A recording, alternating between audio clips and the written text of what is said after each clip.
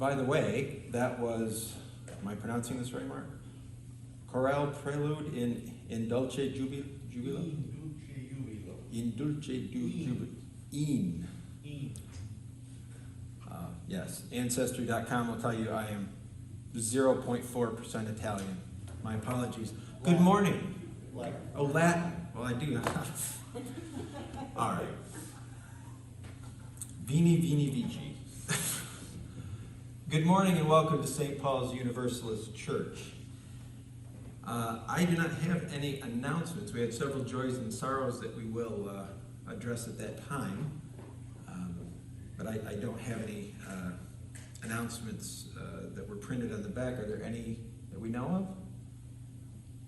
Just that the stockings are in the back of Claire Right. Martin. So every year we collect for the Clara Barton Camp for Diabetic Children. Clara Barton, as some of you, or probably most of you know, was the founder of the American Red Cross. She was an American Civil War nurse. She was also a Universalist. So in the back are envelopes or little stocking, yeah, they're little stockings. If you would care to make a donation, they are there for that purpose.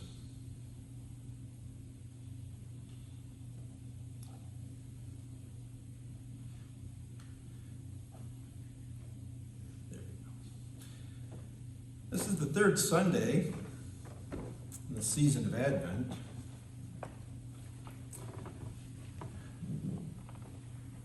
So we will begin by lighting our Advent wreath.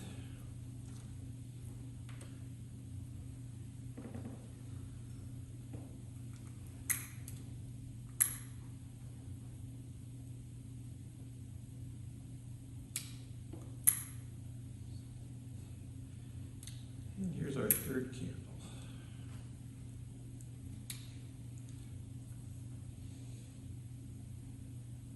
So far, we have lit candles for patience and one to dispel the darkness.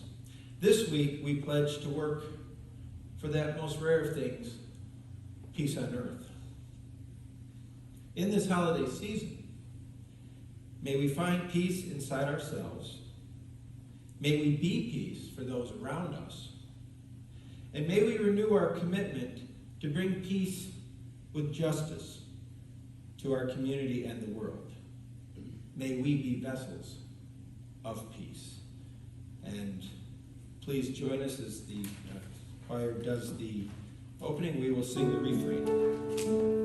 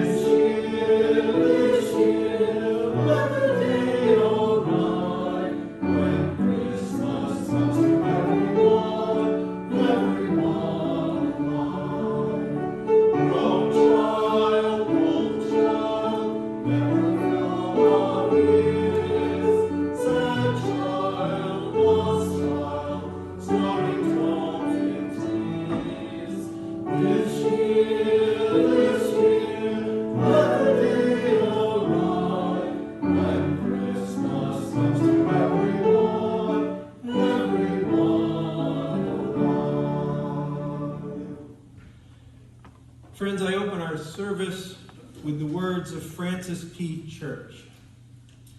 Alas, how dreary would be the world if there was no Santa Claus. There would be no childlike faith then, no poetry, no romance to make tolerable this existence.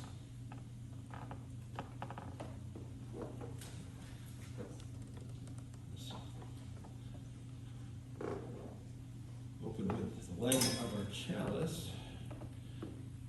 As I do so, I invite you to join me in the words. We light this chalice for all who are here and all who are not, for all who have ever walked through our doors, for those who may yet find this spiritual home, and for those we can't even yet imagine. For each of us and for us all, may this flame burn warm and bright. And our opening hymn is number 244.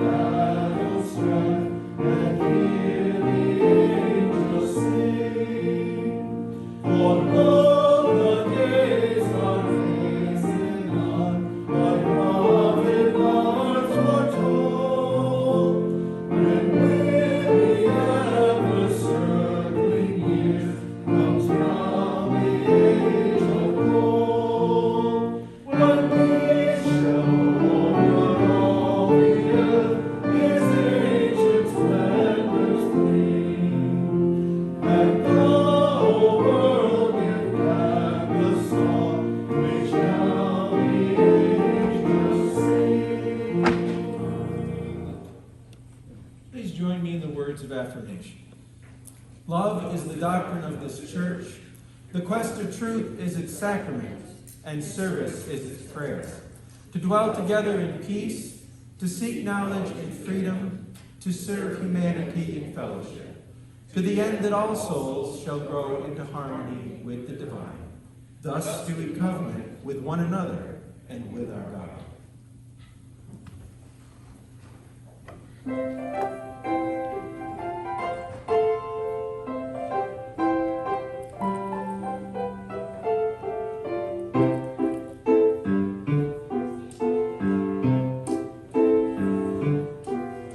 I just got back from a lovely trip along the Milky Way.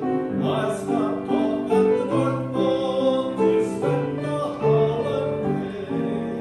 I called on dear old Santa Claus to see what I could see. He took me to his workshop and told his plans to me. So you better watch out, you better not cry, better not pout, I tell you what, Santa Claus is coming to town. He's making a list and checking it twice, gonna find out who's naughty or nice, Santa Claus is coming to town. He sees you when you're sleeping, he knows when you're awake, he knows if you've been bad or good, so be good for goodness sakes. Oh, you better watch out, you better not cry, better not pout, I'll tell you what, Santa Claus is coming to town. With little tin horns and little toy drums, rooty toot toots and rummy tum tums, Santa Claus is coming to town. And curly-haired dolls that toddle and coo, elephant floats and baby cars too, Santa Claus is coming to town. The kids and girls and boymen will have a jubilee. They're gonna build a toy tunnel around the Christmas tree. So you better watch out, you better not cry, better not pout, I'm telling you what, Santa Claus is coming to town.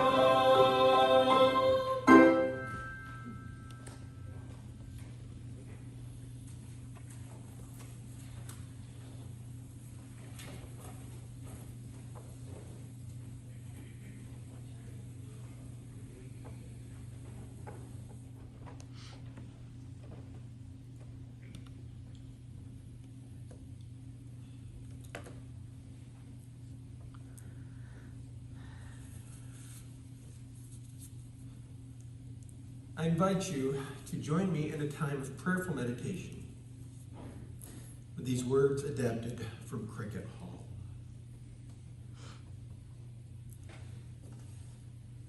In this time of waiting, may we hold the world in our hearts. In this time of waiting, may we hold each other's hands. In this time of waiting, may we be thoughtful and introspective. In this time of waiting, may we delight in the darkness and all it teaches us. In this time of waiting, may we rekindle the fires of hope, love, joy, and peace within ourselves and our communities. In this time of waiting, may we become ready for the days to come and what the season offers. Let us now share a moment of silence where we listen to the wisdom of our hearts and minds.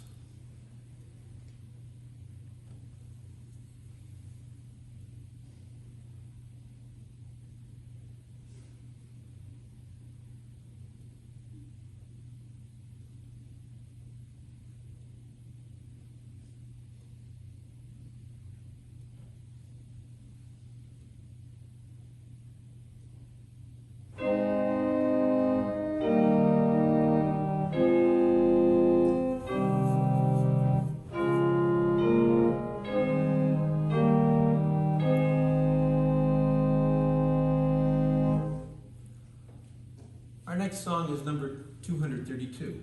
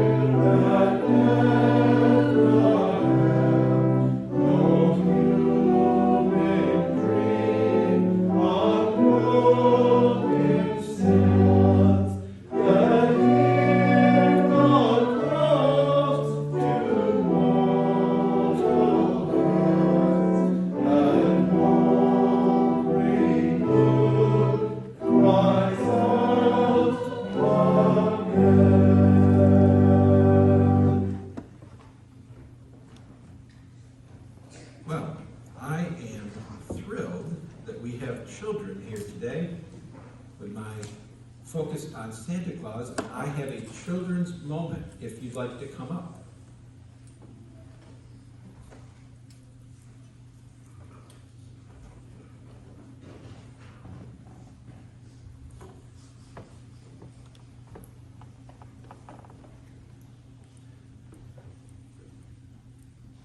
I always love that cool mask. That is a cool mask. Oh, and you have a cool mask. And your mask is very artistic. I like your mask too. So if I had to, I admit I would pick the Batman mask. I have a Spider-Man mask.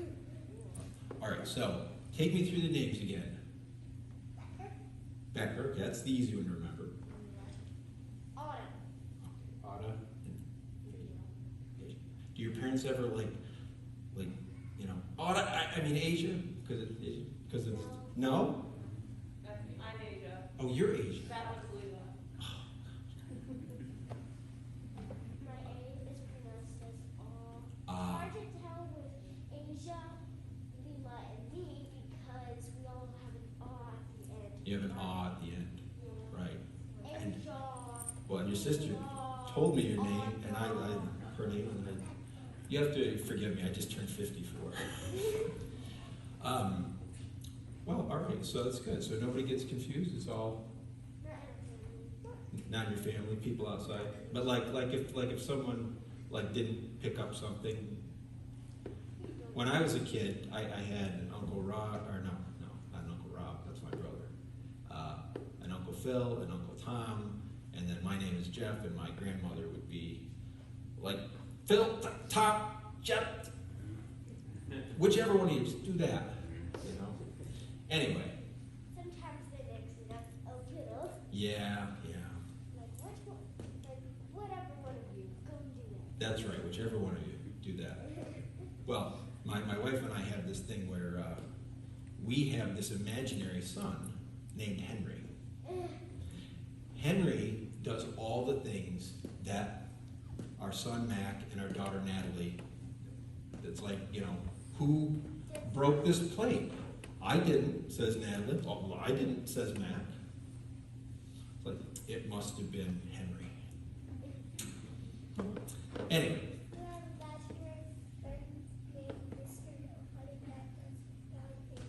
Mr. Nobody does it at your house. Well, actually, there was a poem in like second grade, I think, for me, and it was a Mr. Nobody poem. Right. And this person, Mr. Nobody, would creep all the doors and all those things, tear the curtains, and then we made up with our Mr. Nobody, and I'm the Mr. Shh, you're not supposed to tell people that you Mr. Nobody. No, you blame it on him. Blame it on him. I draw on the walls. That's all right. Yeah, that's true. That's true. We had some of that. We also have cats that have been known to break a few things, usually in the middle of the night. Anyway, I have a story for you about the true meaning of Christmas, or one of the true meanings. Well, kind of. We're going to talk about St. Nicholas in just a bit with the adults, but this is called the Light of Christmas. And I like it because, sometimes, especially in our modern world, everybody gets so hung up on shopping and presents, and they kind of forget some of the things that Christmas is about. And there are several things that are good about Christmas. We used to listen to worship music on Christmas instead of Christmas stuff. Yeah, well, that works too. Worship music. Mhm. Well, yeah, it all started out as worship music. Yeah. Okay, so here we go. And let me know if you need to see anything closer. I'm trying not to get too close. I do have a shot card in the back, proof of my 3 shots, but that's all right. I'm still trying to keep my distance. High in the mountains, where the clouds lie on the ground like great cotton balls, is the Christmas town of Noel. It looks like a medieval city. Noel is surrounded by tall white city walls that sparkle in the sun and city gates of pure silver striped like red candy sticks. In the center of the town is a square where a tall Christmas tree is decorated all year long. But even more important than the tree is the great brass Christmas torch next to it. For it is here on Christmas Eve that the keeper of the flame comes to light the torch, bringing the brightness and warmth of Christmas to the entire world. And there's that tree. Yeah, it's even bigger than that tree. This one is in the square. They don't have to worry about a ceiling. In the hills outside the town of Noel lived a small boy named Alexander. Every Christmas Eve, Alexander and his mother walked many miles to the town square to see the lighting of the flame. But the last few years it had been too difficult for his mother to make the long walk. And this year Alexander had to go alone. Only a week before Christmas, Alexander ran into their small cottage. "Have you heard, Mother? This year, the keeper of the flame will choose someone new to light the torch. Who will he choose?" "Whoever gives the truest gift of Christmas," his mother said. Then Alexander was sad. "I wish that I had something special to give," he said. "I would like to light the Christmas torch." His mother put her arms around her son. "You are a good boy. I could not be more proud of you if you were the keeper of the flame himself."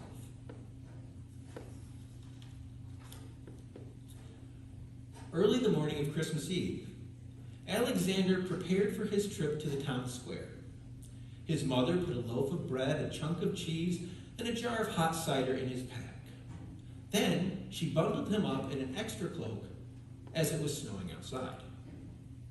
"Remember, Alexander, after the lighting of the flame, it will be late. You must spend the night at the town church. I will expect you back tomorrow afternoon." Alexander kissed his mother goodbye, then started on the long walk to Noel.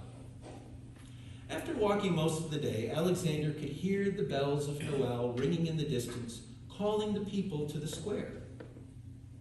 Soon they would shut the city's great gate, and no one would be allowed inside during the lighting of the flame.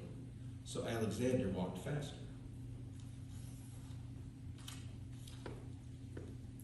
As he neared the city gate, he noticed a small bundle of cloth in the snow. "Someone has dropped their cloak," Alexander said. Then he saw it was not just a cloak, but an old man. Alexander knelt down next to the man. He took off his gloves and rubbed the man's face with his warm hands. The man's eyes slowly opened. Alexander took the hot cider from his pack. "Here," Alexander said, "drink this. It will help to keep you warm." The man looked up at Alexander and he said, "Who are you? An angel?" "I am Alexander." The man smiled. "Thank you, Alexander. I'm too small to lift you. I will get help in the city," Alexander said. He put his extra cloak around the old man. Alexander ran through the city gates to find someone to help him, but no one would leave the square. "The gates will close soon," they all said. "We can't miss the lighting."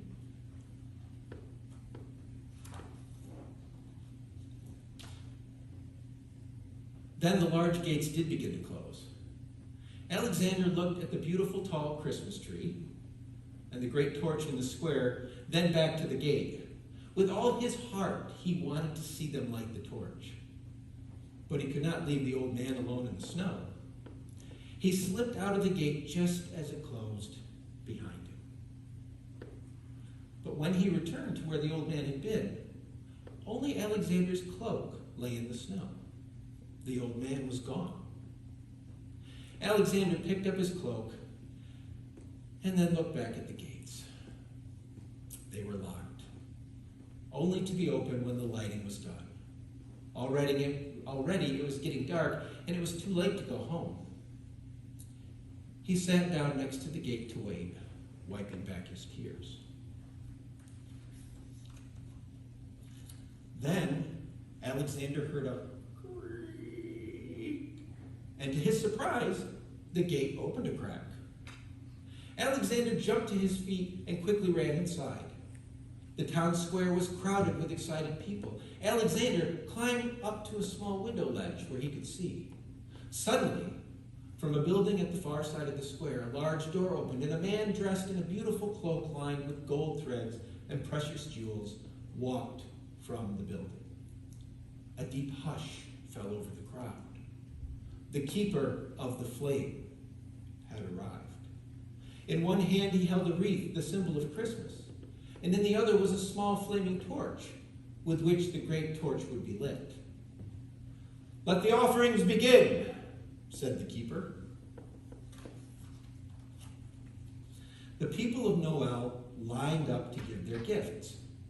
As they laid their gifts beneath the tree, they loudly announced what they had brought.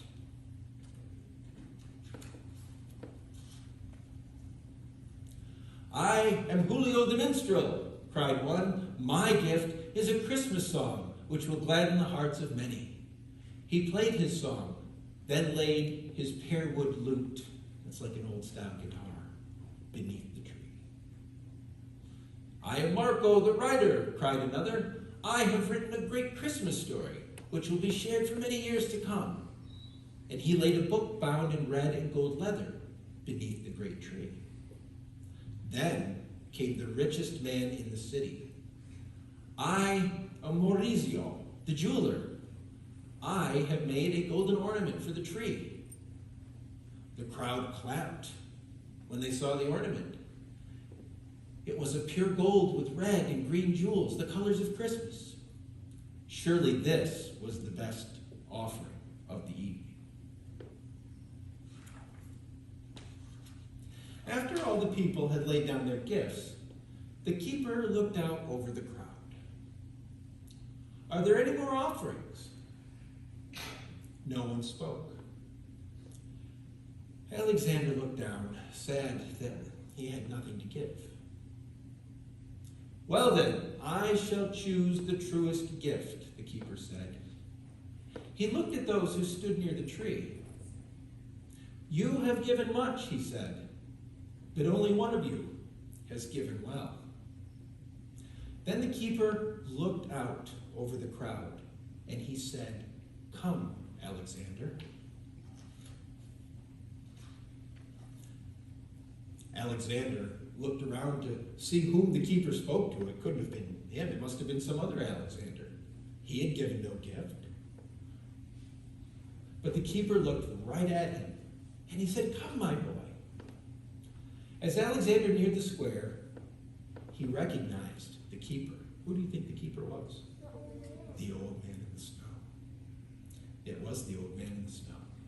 The keeper put his hands on Alexander's shoulders and looked at the others. He said, You all passed by me tonight lying in the snow outside the city gate. Only this boy stopped to help me. In your hurry to keep Christmas, you have forgotten Christmas. The truest gift of Christmas is the gift of self. The flame of Christmas must first burn from within. Then he handed the small torch to Alexander. Light our Christmas, dear boy. Light our Christmas. Alexander touched the fire to the great brass torch, and it burst into a brilliant flame. And it was said ever after that never before had the flame burned so bright and so true. His compassion for another person. His compassion for another person, yes. You got it. You're picking up what I'm putting down, as they used to say. Well, thank you for sharing it. This is one of my favorite stories, and I'm glad I got to share it with you today. I knew he was the old man. You knew it. You figured it right out. Yeah, you guys are pretty sharp. I don't know. I have to get like more clever material. All right, you can go back with mom and dad, and we'll go.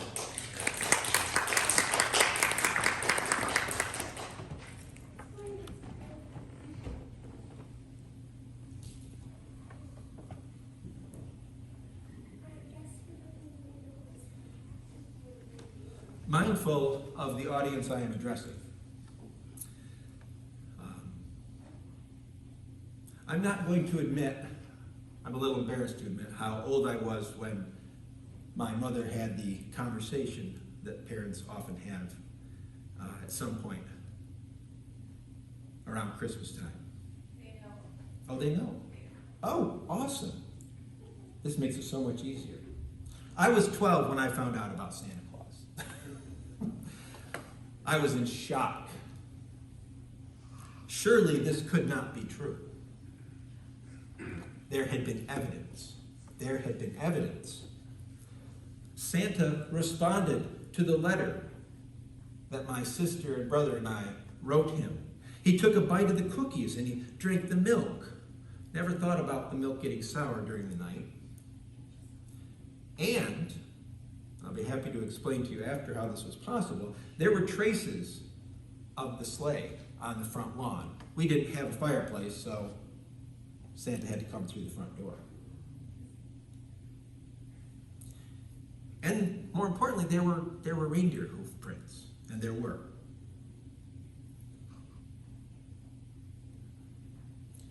The people across the street were Jehovah's Witnesses. I always felt bad. They did not celebrate Christmas as we did. My grandparents lived next door, and all the other kids in the neighborhood had about the same level of Christmas that we did. It all made perfect sense on that quarter-mile stretch of road we all lived on.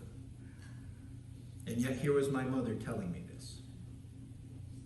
How could this be? And then, in my developing early scientific skeptical mind,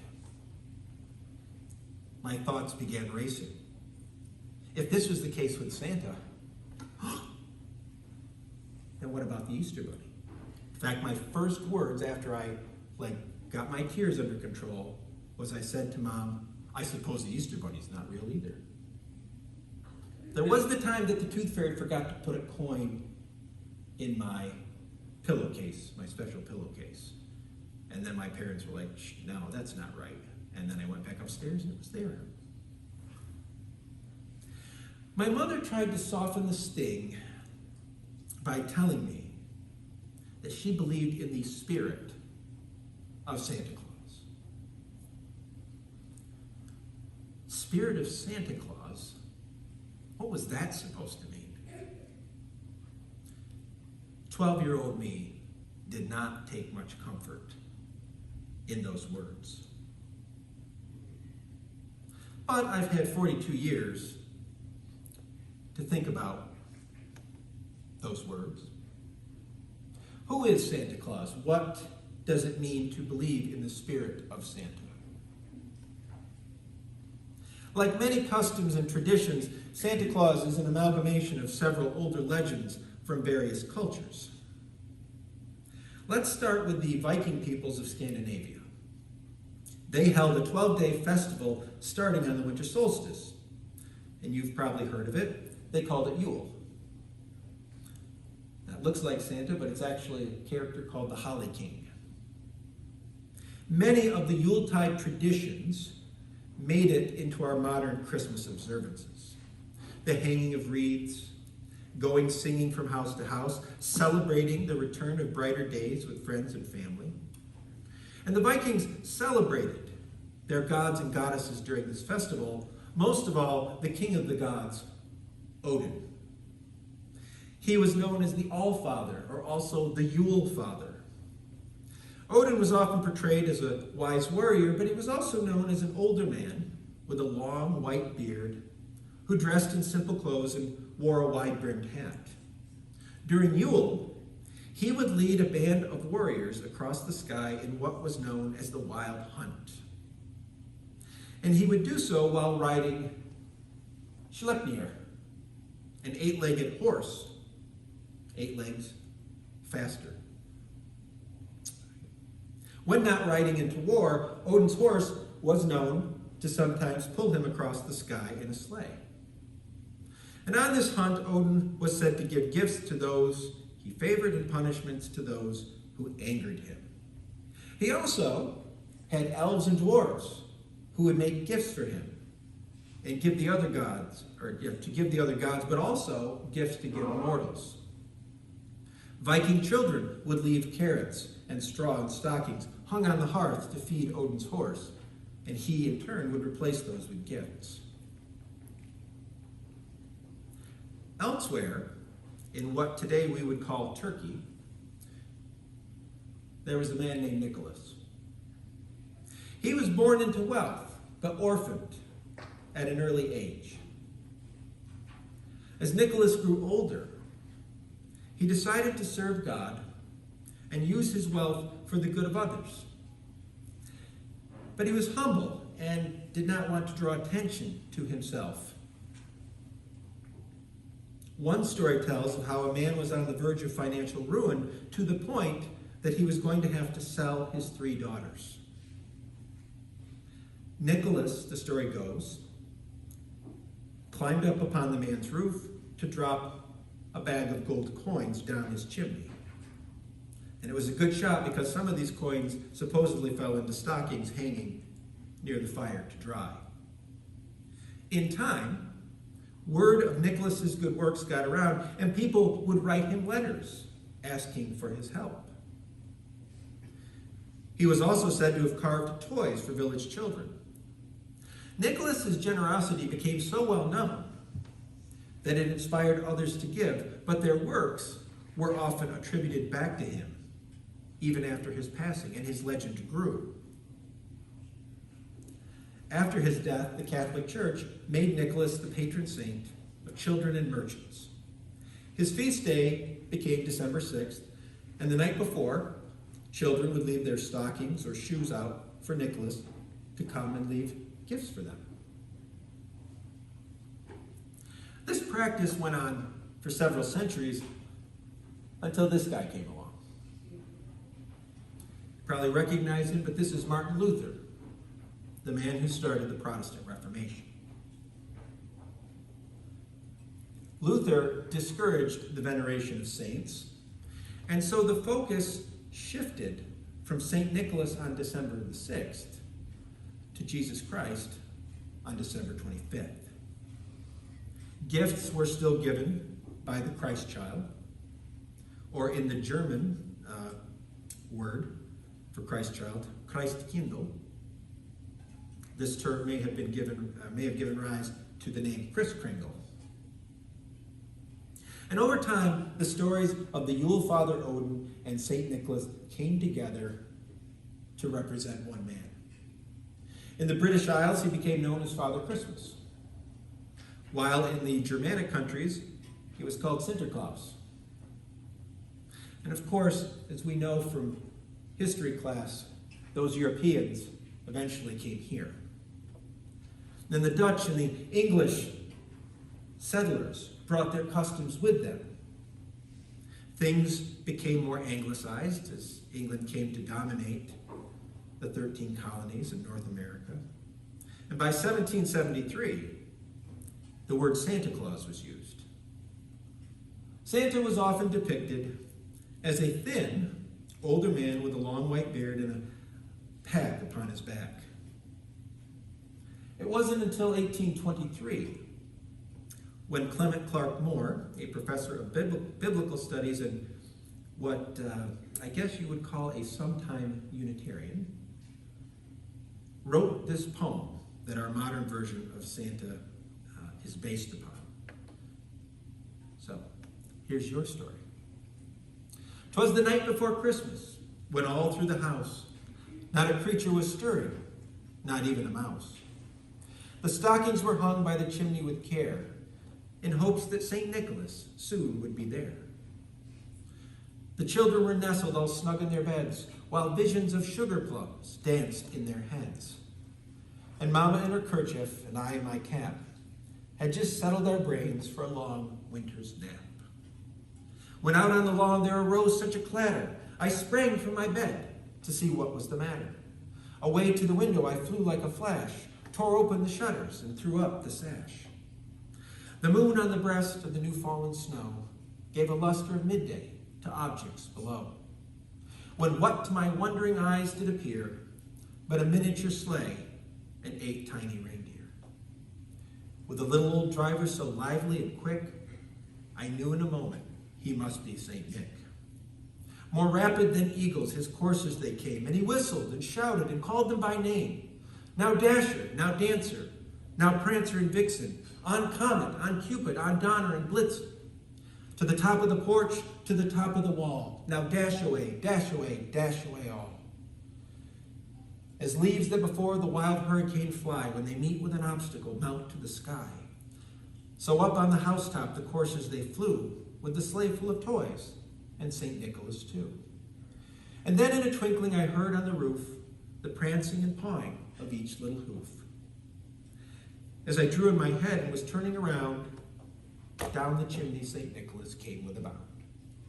He was dressed all in fur from his head to his foot, and his clothes were all tarnished with ashes and soot. A bundle of toys he had flung on his pack, and he looked like a peddler just opening his pack. His eyes, how they twinkled, his dimples, how merry. His cheeks were like roses, his nose like a cherry. His droll little mouth was drawn up like a bow, and the beard on his chin was as white as the snow. The stump of a pipe he held tight in his teeth, and the smoke it encircled his head like a wreath. He had a broad face and a round little belly that shook when he laughed like a bowl full of jelly. He was chubby and plump, a right jolly old elf, and I laughed when I saw him in spite of myself. A wink of his eye and a twist of his head soon gave me to know I had nothing to dread. He spoke not a word, but went straight to his work, and filled all the stockings, then turned with a jerk. And laying a finger aside of his nose, and giving a nod, up the chimney he rose. He sprang to his sleigh, to his team gave a whistle, and away they all flew like the down of a thistle. But I heard him exclaim ere he drove out of sight, "Happy Christmas to all, and to all a good night. Like Odin, Santa Claus had a long white beard and drove a sleigh across the sky. Instead of being pulled by an 8-legged horse, he instead had 8 reindeer. Like St. Nicholas, he brought gifts for children. And in the Protestant tradition, he came on Christmas as opposed to St. Nicholas Day.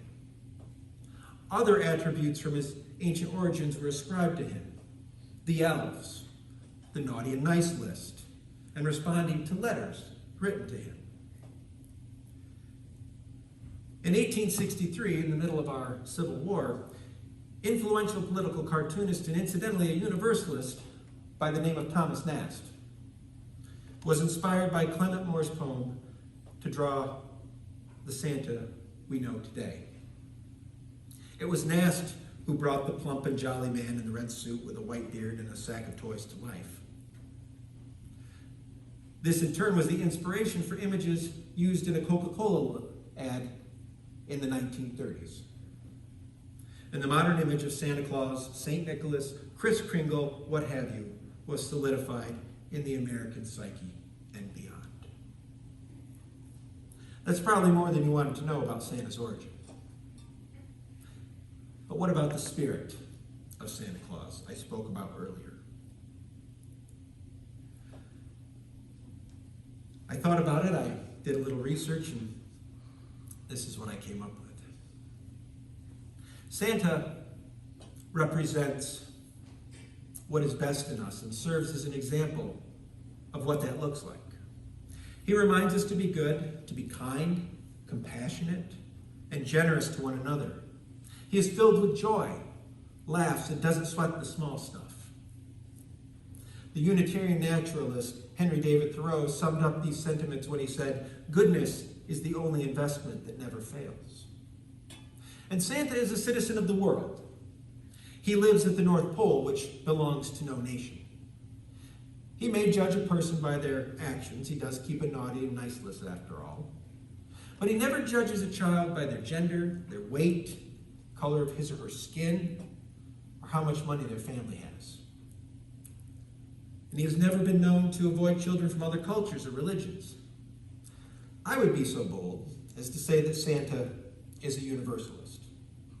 In his eyes, everyone is worthy of love. And Santa teaches us to ask for what we really want. As children, we may get focused on a particular toy or gadget. But as we get older, we come to realize that the things we really want aren't things at all. They can't be wrapped and put under a tree. I'm talking about the deeper connections with others, laughter and fun, a sense of purpose and meaning. Santa serves to help us realize that the value of a gift is the love and meaning behind it, not the price tag. And if I say, ho, ho, ho, you immediately know who I'm talking about. Santa knows the power of laughter. The act of laughing releases endorphins, which are chemicals in our brains that promote well-being and goodwill. And his job isn't exactly easy, but he manages his stress by laughing it off. And he surrounds himself with friends who love and support him, the elves, his reindeer, and of course, Mrs. Claus. Many hands make light work, and there is satisfaction in working with others toward a common cause that could not be accomplished alone. Santa teaches us the value of selflessness. He gives generously and clearly isn't in it for the money. As the poet Khalil Gibran observed, it is when you give of yourself that you truly give. And finally, Santa Claus reminds us to hold on to the child within. We age as a result of the passing of time. But my firm belief is that what makes us old is when we forget that child inside us. Santa is often depicted as an older man, for example, his white hair. But he has the soul of a child, the joy, the kindness, the innocence, the sense of wonder. We have these traits when we are young, and if we're lucky, we hold on to them in adulthood. But even if we've forgotten that, we can always be open to a reminder or two. And so may the spirit of Santa inspire us, not only during the Christmas season, but the whole year through. May it be so. Our closing song is number 248.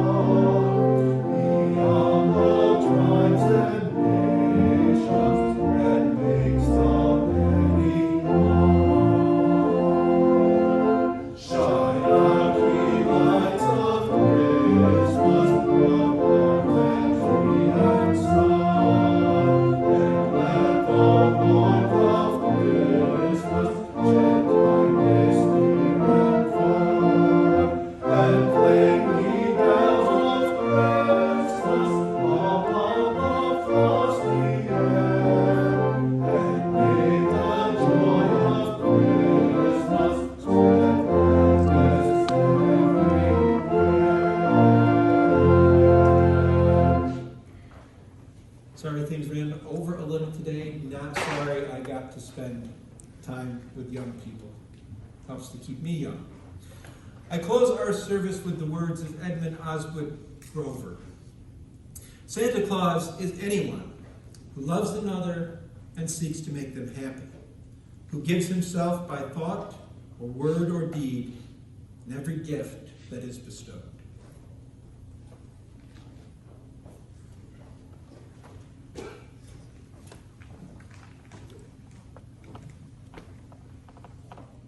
Please join me in the words as I extinguish the chalice. The flame is extinguished, but not our hope for the future, our courage in the face of crisis, or the love we share in all.